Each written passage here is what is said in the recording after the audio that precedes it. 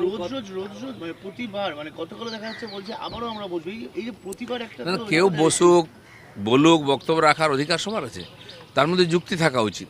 বিভিন্ন রাজ্যে paper leak হয়েছে, সেগুলো কংগ্রেসি রাজ্য আছে, আপ রাজ্য আছে, পাঞ্জাব আছে, তেলেঙ্গানা আছে, সেখানে শিক্ষামন্ত্রীর পদত্যাগ কেউ চায়নি। আর যাদের সরকার তারা এখানে এসে শিক্ষামন্ত্রীর পদত্যাগ চাইছে, তার মানে বোঝাই যাচ্ছে এর পিছনে একটা কিছু উদ্দেশ্য আছে। যেমন কথা তেমন কাজ। রাজ্য সরকার কাটমানি সিন্ডিকেট সংক্রান্ত যে সমস্ত কার্যকলাপ, বেআইনি রাস্তায় কর টোল, এর বিরুদ্ধে টোল ফ্রি হেল্পলাইন সেটা নবান্নে আজ চালু হতে চলেছে। কি সাধারণ মানুষ যে কোনো জায়গায় সমস্যায় ভুগলে সবসময় পুলিশ কমপ্লেন নেয় না, তো সেই জন্য সরকারের কাছে ইনফরমেশন আসা উচিত যে কোথায় কী সমস্যা চলছে, নাহলে সমাধান কী করে করবো। এই ধরনের সব ধরনের এই ধরনের টোল ফ্রি নম্বর বিভিন্ন ডিপার্টমেন্ট থেকে আসছে, আমাদের পঞ্চায়েতেও আছে। আমরা নতুন নম্বর জারি করছি, পঞ্চায়েতে কাজ না হলে সেটা মানুষ জানাবেন সমস্যায় পড়লেন। আর এভাবে সাধারণ মানুষের জীবনযাত্রাতে কোনো রকম বাধা যাতে না আসে সরকার সব চেষ্টা করছে। আয়ুষ্মানের যারা অন্তর্ভুক্ত নয় তাদের জন্য 5 লক্ষ টাকার পারিবারিক স্বাস্থ্য বীমা চালু করলো রাজ্য সরকার। এটা গরিব মানুষরা তো কতটা উপকৃত হয় বলে মনে করছেন? সরকার ভেবেচিন্তেই করছে সব।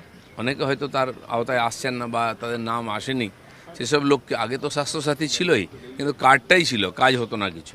বহু হসপিটালের ট্যাক্স বাকি, তারা গেলেই বলতো বিল বাকি, আমরা ভর্তি নেবো না। তো আমরা দুটোই, যেটা আগেও বলেছিলাম আমরা, যে দুটোই দিক, কেন্দ্র সরকার দিচ্ছে, নেবো না কেন আমরা? সাধারণ মানুষের জন্য দিচ্ছে, সাধারণ মানুষের টাকায় সমস্ত প্রকল্পের লাভ আমরা সেটাও নিয়েছি। বাকি যারা বঞ্চিত হবেন, রাজ্য সরকার তাদের সঙ্গে আছে, তাদেরকে সব রকম সহায়তা আমরা করব। এবার জাল সার্টিফিকেট দেওয়ার অভিযোগ অভিষেক বন্দ্যোপাধ্যায়ের বিরুদ্ধে। জাল ডাক্তারি সার্টিফিকেট বিদেশ যাত্রার জন্য দিয়েছেন। আগেই আদালত বিদেশ যাত্রার অনুমতি খারিজ করেছিল, তারপর এই জাল ডাক্তারি সার্টিফিকেট, কি বলবেন?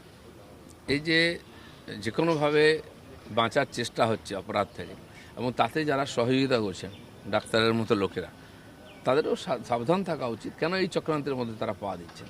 কেউ হয়তো ভয়ে বা বিশেষ পরিস্থিতিতে দিয়েছেন, কিন্তু অন্যায় করলে তো সাজা পেতে হবে, ইনকোয়ারি হবে সব।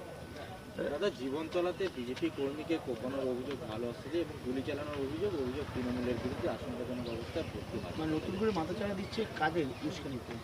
ভাঙড় এলাকা, জীবনতলা সবসময় উপদ্রুত এলাকা, বিশেষ করে ওখানে সংখ্যালঘু যারা হিন্দুরা, তারা খুব ভয়ের মধ্যে থাকেন।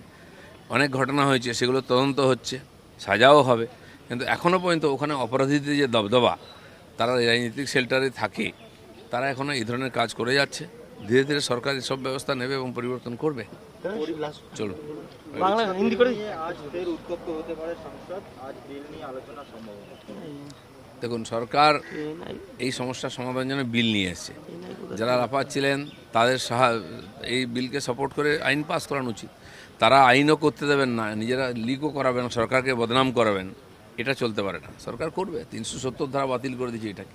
একটা লাস্ট কোশ্চেন দাদা, সুদীপ বন্দ্যোপাধ্যায় মুখ্যমন্ত্রীর সঙ্গে বৈঠক করেছেন, তা নিয়ে কালীঘাট মন্ত্রী তৃণমূল নেতারা আসলে নেমে পড়েছেন, বলছে কোথাও নিজেদের সেটিং করার চেষ্টা করছে বিরোধীরা ছিল। দেখুন, টিএমসির মধ্যে কে কার সঙ্গে মিটিং করলো, কী করছে, এটা নিয়ে আমাদের মাথা ব্যথা নেই।